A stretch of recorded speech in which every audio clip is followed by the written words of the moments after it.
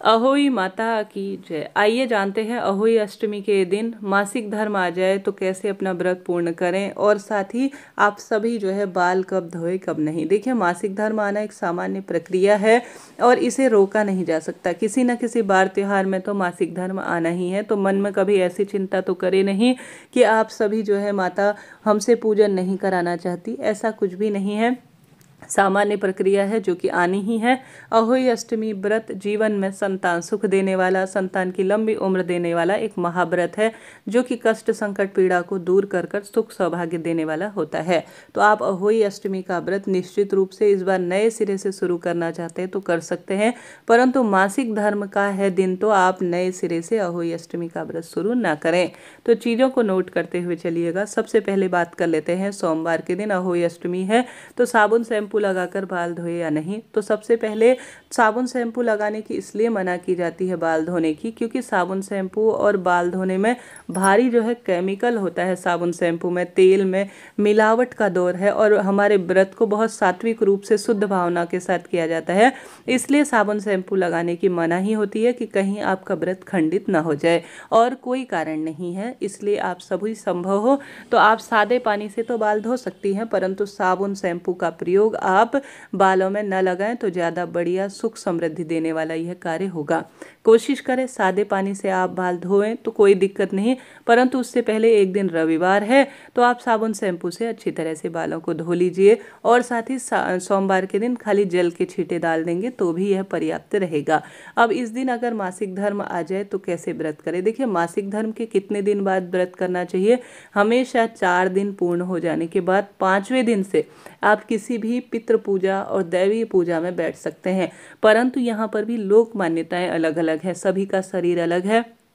कई महिलाएं 4 दिन पूर्ण होने के बाद 5वें दिन शुद्ध हो जाती हैं, वहीं कई महिलाएं छठे दिन शुद्ध होती हैं, कई महिलाएं 7वें दिन शुद्ध होती हैं। अपने शरीर के अनुसार या तो आप 5वें दिन या छठे दिन ही पूजा में बैठे। अपनी अपनी लोक मान्यताएं हैं, कई कई क्षेत्रों में 7वें दिन से छठे दिन से ही पूजा में बैठा जाता है, तो अपनी मान्यता है। परंतु शास्त्रों में 4 दिन पूर्ण हो जाने के बाद 5वें दिन ही पूजा में बैठना चाहिए, यही शास्त्र मान्यता है।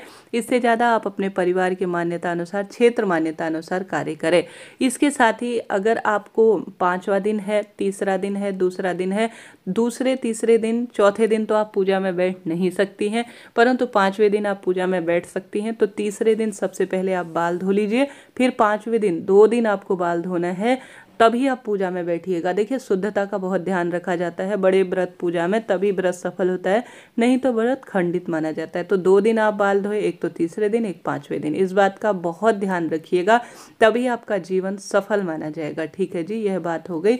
इसके साथ साथ आप सभी को सुंदर भाव सच्चे मन से, अगर आप इस व्रत को करते ही हैं और आपको जो है इस व्रत को कभी भी छोड़ा नहीं जाता, एक दिन एक बार यह व्रत बड़े रूप में शुरू कर लिए जाते हैं, तो इस व्रत को कभी छोड़ा नहीं जाता। अगर आपके घर पर आपको विशेष तौर पर मासिक धर्म आ गया है और आप इस व्रत को करते आ रही हैं, तो इस बार भी आपको व्रत को छोड़ना नहीं है।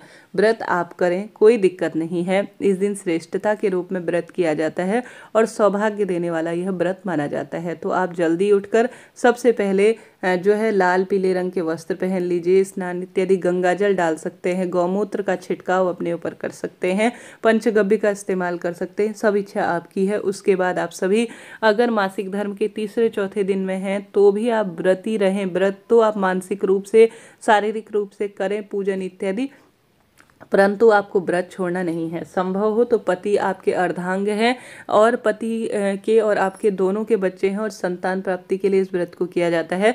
पति को व्रत रखना आवश्यक नहीं है। अगर आप व्रती हैं, मासिक धर्म में हैं, तो आप व्रत करें और सिर्फ आपके पति अगर आपके घर के मंदिर में छोटा सा पूजा। देखिए, इस व्रत में विशेष तौर पर जो गुलगुले होते हैं उनका भोग, मीठे पुए का भोग लगाया जाता है, तो संभव हो तो वह लगा लीजिए। ऐसा नहीं हो पाता है, पति इतना नहीं कर पाते, बच्चे इतना नहीं कर पाते हैं, तो कोई बात नहीं। आपके घर पर बताशे हैं, इलायची है या जो है शक्कर इत्यादि है, जो भी आपके पास है, जैसा भी है, मौसमी फल है, दीपक लगाकर, गेहूं में दीपक रखकर आप सभी जो है अहोई माता को भोग इत्यादि लगाकर आप सभी जो है माता को प्रणाम कर कर अपने कार्य की सिद्धि के लिए, जैसे दूर से आप प्रणाम करेंगे, आपके पति बच्चे जो है भोग लगा देंगे, दीपक जोड़ देंगे और अहोई माता की कथा आप ऑनलाइन ऑफलाइन या बच्चों से सुनवा कर अपने व्रत को पूर्ण कर सकती हैं। तो इस तरह से मासिक धर्म में आपको यह व्रत करना है। अगर संभव हो तो आपके पति जो है चंद्रमा को या तारों को, जो भी आपके परंपरा है, उन्हें जल चढ़ाकर आपके व्रत को पूर्ण कर देंगे और आपको वही फल मिलेगा जो आपने प्रत्यक्ष पूजा के रूप में प्राप्त किया है।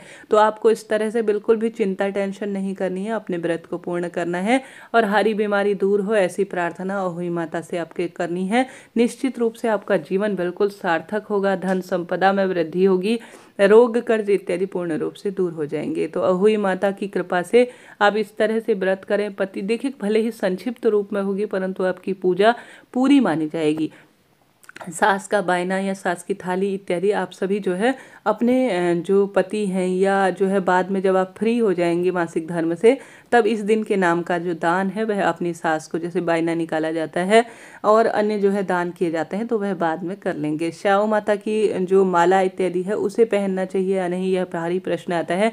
तो श्याओ माता की जो माला है वह सिर्फ जो है आप पहन सकते हैं, कोई दिक्कत नहीं है। देखिए आप भगवान को स्पर्श नहीं करें, माता को स्पर्श नहीं करें, परंतु जैसे हम अपने गहने पहनते हैं या कोई विशेष इन चीज़ों को धारण करते हैं या अपने संतान संबंधी कोई ऐसी वस्तु धारण करते हैं, उसी तरह से इसे माना जाता है। तो आप श्याओ माता की माला पहन सकती हैं, माला पहनने में कोई दोष नहीं लगता है।